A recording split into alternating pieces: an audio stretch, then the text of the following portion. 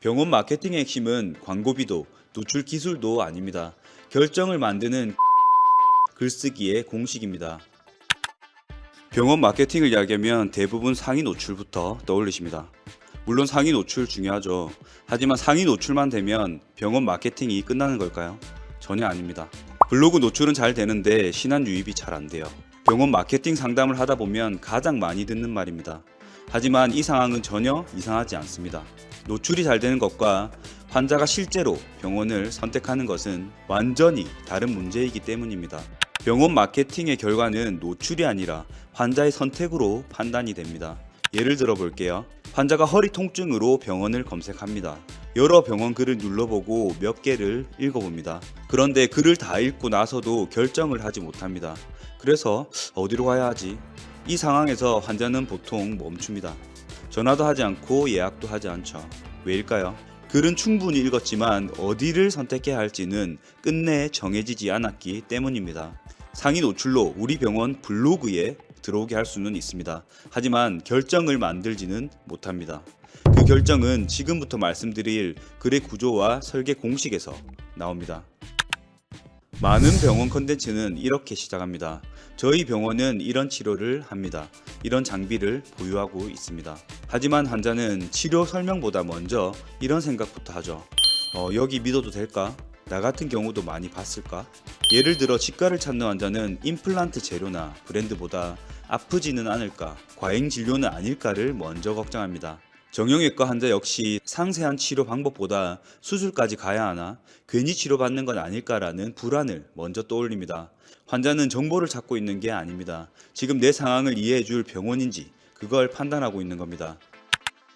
신환이 생기는 글은 글을 잘 써서 만들어지는 게 아닙니다. 환자가 결정하기 쉬운 구조로 설계가 되었을 때 비로소 만들어집니다. 그 첫 번째는 공감입니다. 질환 설명보다 먼저 환자가 처한 상황을 대신 말해줘야 합니다. 예를 들면 이런 문장입니다.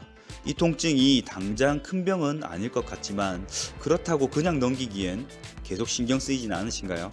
환자는 이 문장에서 멈춥니다. 이거 내 얘기다 라고 느끼기 때문이죠. 두 번째는 입증입니다. 왜 이 병원이 다른지 환자가 비교할 수 있는 기준을 제시하고 입증해야 합니다. 막연한 잘합니다가 아니라 선택할 수 있는 이유를 보여주는 단계입니다. 세 번째는 행동입니다. 왜 지금 상담을 받아야 하는지 자연스럽게 이해되도록 안내해야 합니다. 이 세 가지 구조가 없으면 글은 끝까지 읽히지만 전환도 예약도 일어나지 않습니다. 잘 되는 병원의 컨텐츠는 환자가 겪는 고민을 대신 말해줍니다. 이 증상이 왜 불안한지, 병원을 고르기 어려운 이유가 뭔지를 글 초반에 먼저 짚어줍니다. 예를 들어 이 통증 때문에 밤에 뒤척이면서 병원 검색만 반복하고 계실 겁니다.